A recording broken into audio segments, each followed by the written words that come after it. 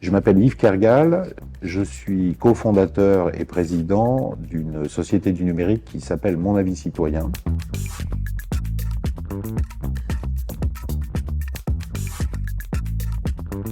Mon Avis Citoyen, c'est une plateforme qui permet aux habitants de toutes les villes de France de donner leur avis, d'entrer en relation, de faire des propositions pour leur ville, leur département, leur métropole. Et de l'autre côté, pour les collectivités territoriales, c'est une plateforme qui permet de disposer d'indicateurs de satisfaction et de mener des actions d'engagement citoyen. Alors le tout premier défi, comme toute start-up, c'était de savoir si notre produit se vendrait. Ça a duré 1 an et demi. On s'est rendu compte qu'effectivement il y avait un marché. Puis à un moment, il y a eu aussi la période du Covid. On avait fait une petite levée de fonds, voilà. Et on a vu que la mayonnaise commençait à prendre et immanquablement allait se poser un problème de financement qu'on pouvait traiter par de la mobilisation de postes clients. Et donc à ce moment-là, je me souvenais que dans une vie antérieure, j'avais travaillé avec Facto France dans une offre qui ne s'appelait pas encore Cap Numérique. Donc j'ai repris contact. Depuis, nous travaillons ensemble dans un climat d'efficacité, de grande confiance.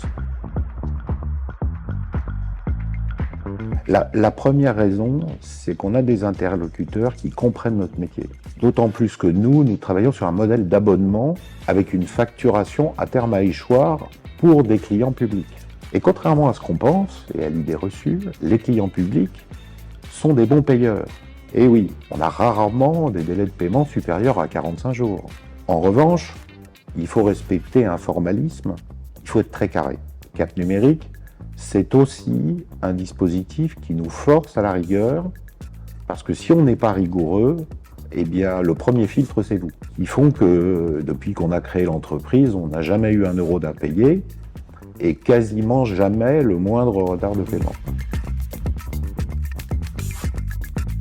Alors, notre défi, très clairement, c'est de faire de la croissance.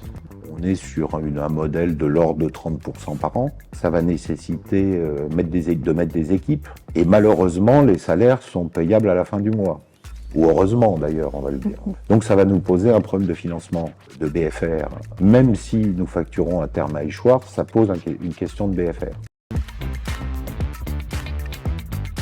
Déjà, il y a les interlocuteurs qu'on a, c'est des gens de qualité.